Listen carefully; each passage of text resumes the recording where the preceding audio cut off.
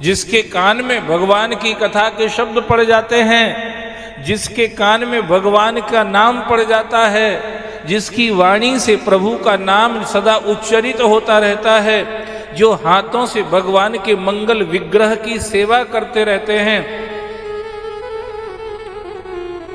वो कभी नरक में नहीं जाते महाराज, कभी नरक में नहीं जाते।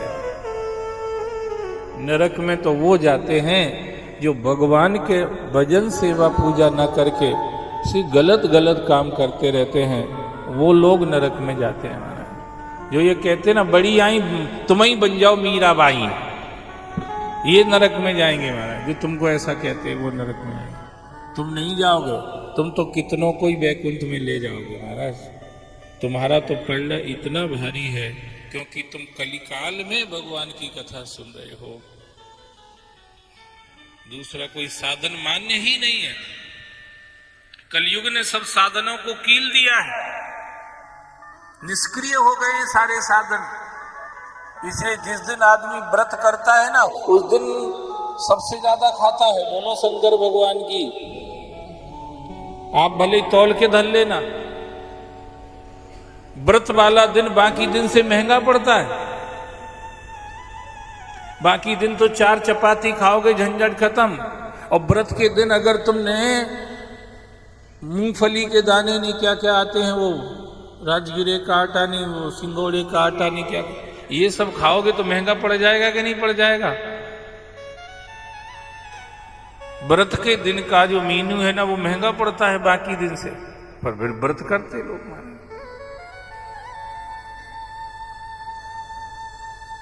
हम कोई को दीक्षा देते ना तो कहते भैया एकादशी का व्रत महाराज तुम ही कर लियो, 2 पैसा हम तुम्हें दे देंगे। मैंने कहा यार 15 दिन में आता है, लोग तो सोमवार ऐसे 8 दिन का भी करते, तो 15 दिन में आता, थोड़ा सरल ही पड़ेगा, हमसे नहीं होगा। फिर हम उनको तरकीब से बताते कि तुम यार घबरा क्यों रहे हो, नाम रहता है फलार, करते तो सब फुलार ही हैं। आप बताओ फलार करते हो, पर फलार की मात्रा कितनी करते हो? भजन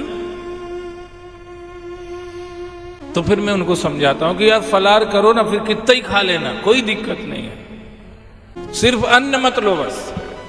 एकादशी के दिन अन्न निषेध है, यहां तक लिखा है शास्त्रों में, तो अन्न करना खाना तो छोड़ो, अन्न उस दिन किसी को खिलाने पे भी पाप लगता है। इसलिए कई आश्रमों में एक समय फलाहार होकर के रसोई में ताला लग जाता है। ये तो क्षिप्रेश्वर धाम है जहां पर रोटी की जिद करने वालों को हम नरक में जाने के लिए तैयार होकर के उनको रोटी की व्यवस्था करते हैं महाराज। क्या हम लोगों ने देखे कहाँ है सत्संग? आप चले जाइए पूज्य कमल किशोर जी नागर के सत्संग में, सुबह इतना सा आपको कुछ फलाहार मिल जाएगा और एक समय आपको पूरी सब्जी मिल जाएगी, आराम करो महाराज। यहां तो 3-3 टाइम मिलता, फिर भी मुंह फल फूले रहते लोगों के महाराज।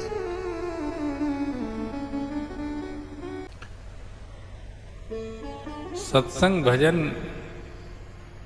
अभी हम लोगों ने देखे नहीं है महाराज। उस वातावरण में हर कोई टिक नहीं सकता है, फिर पक्का ही होगा वही टिकेगा बस।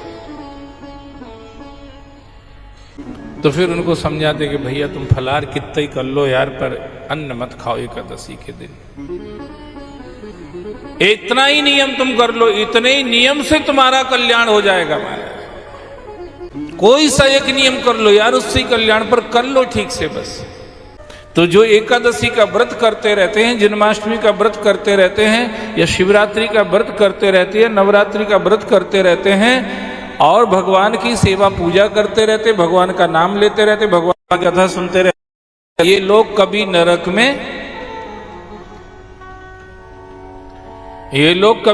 में नहीं जाते हैं। यमदूतों ने कान पकड़ लिए, गलती हो गई महाराज। अब हम ऐसी गलती कभी नहीं करेंगे, ऐसे किसी जीव को हम लेने ही नहीं जाएंगे महाराज। जो भगवान की सेवा पूजा भजन में रहता होगा उसको हम लेने ही नहीं जाएंगे। अब उसको लेने के लिए आप ही जाया करो। हे शिव के प्यारे पार्षदों, उनको लेने के लिए आप जाया करो। यम लोक का मार्ग बहुत कठिन है महाराज। आप गरुड़ पुराण में उसका वर्णन सुनते होंगे। लोग जब घर में कोई बूढ़ा बूढ़ा मर जाता है ना, तब गरुड़ पुराण का पाठ बिठाते महाराज। और मैं मुझे ऐसा लगता है कि मरने के टाइम में नहीं, पहले बिठा लो महाराज, पहले सुन लो, पहले पढ़ लो।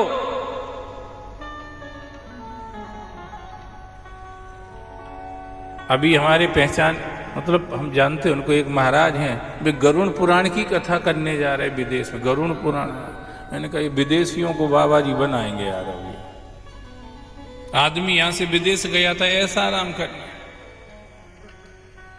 ऐसा आराम करने, विदेशी वेस्टर्न कल्चर में बेचारा ऐसा आराम करने गया। अब वे वहां भी पीछे लग गए, वहां गरुड़ पुराण सुनाएंगे मैंने।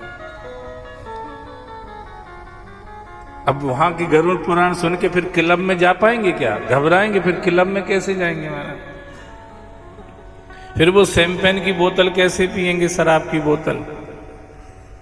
फिर वो कैसे समंदर के किनारे नैक्ड के देंगे? वो सब गड़बड़ मामला हो जाएगा महाराज। मुझे लगता है बिचारों का सबका मटिया मेट हो जाएगा इस तरह से। और मैं तो आप सबसे कह रहा हूं, अगर भजन में मन नहीं लगता है, रामायण बाद में पढ़ लेना, गीता बाद में पढ़ लेना, भागवत बाद में सुन लेना, शिव पुराण बाद में सुन लेना, गरुड़ पुराण अपने आप अकल ठिकाने आ जाएगी सबकी।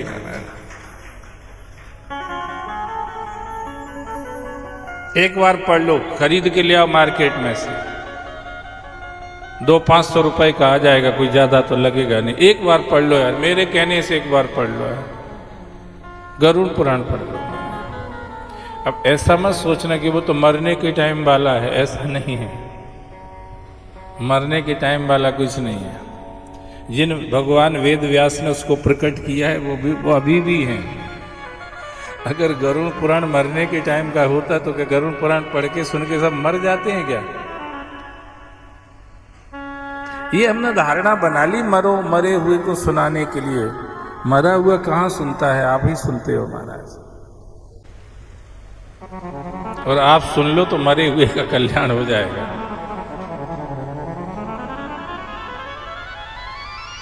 हम सुधरेंगे, युग सुधरेगा। हम बदलेंगे, युग बदलेगा।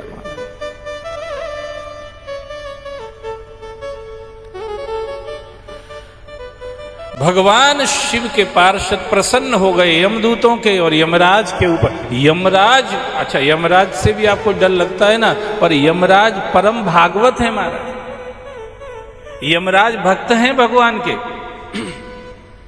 यमराज कभी गलत नहीं करते हैं। यमराज ये ढूंढते रहते कि कोई एक ऐसा इसके जीवन में काम मिल जाए कि इसको नरक में न डालू महाराज, बस अच्छी जगह भेजो। यमराज भी सोचते हैं।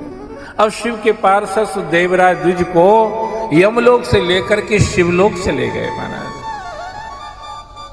जैसे ही भगवान शंकर के दर्शन किए, आहा दिव्य स्वरूप था महाराज। कर्पूर गौरम करुणावतारम संसार सारम भुजगेंद्रहारम सदा बसंतम हृदयारविंदे भवम भवानी सहितम नमामि। जा करके देवराज भोलेनाथ के चरणों में गिर गया महाराज।